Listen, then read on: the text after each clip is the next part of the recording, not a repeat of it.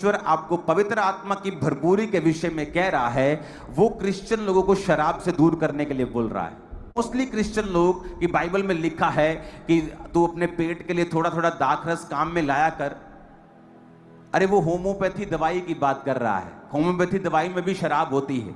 कितने बूंद, 2 बूंद, 3 बूंद, 4 बूंद आप लेते हैं, पर वो शराब नहीं है। वो उस दवाई को सुरक्षित रखने के लिए अल्कोहल वहां डाली है। वो उस चीज की बात कर रहा है। लेकिन आज क्रिश्चियन लोग उसे पीने की बात कर रहे हैं। वो पैक मिला डाल डाल के 60-60, 30-30 ml के, ये सोचते हैं कि परमेश्वर उनके संग है।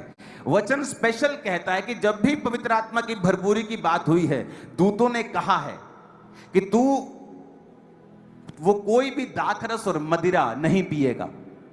यानी जब भी, और पौलुस भी कहता दाखरस के मतवाले ना हो, परंतु पवित्र आत्मा से परिपूर्ण होते जाओ।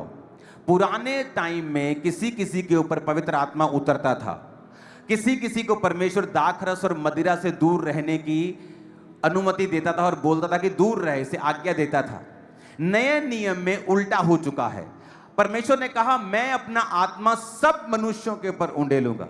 यानी जो किसी किसी को मिलता था, आज नए नियम में परमेश्वर वो चीजें सबको देना चाहता है। अगर वो सबको देना चाहता है तो रूल भी सबके लिए है कि कोई भी पवित्र आत्मा पाया हुआ क्रिश्चियन, कोई भी जीसस क्राइस्ट को मारने वाला क्रिश्चियन किसी भी प्रकार का दाखरस और मदिरा और वाइन ना पिए। नहीं तो दूत उसको कभी ना कहता।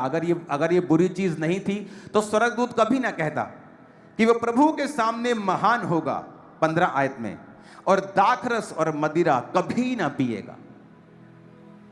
और पौलुस भी यही कहता कि दाखरस के मतवाले मत बनो, परंतु पवित्र आत्मा से परिपूर्ण होते जाओ।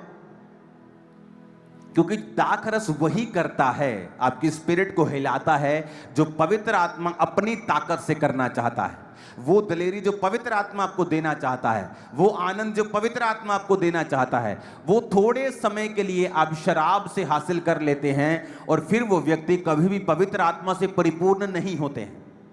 आप ये नोटिस कर लो।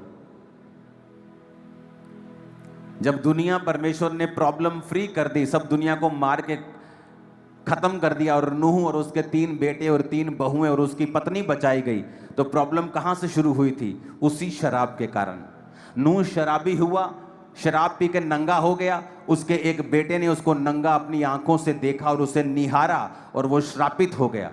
और वो श्रापित नूह की जो संतान थी वो दुनिया में अलग अलग होती गई और परमेश्वर से दूर होती गई, और फिर वो श्रापित वंश फैलता गया।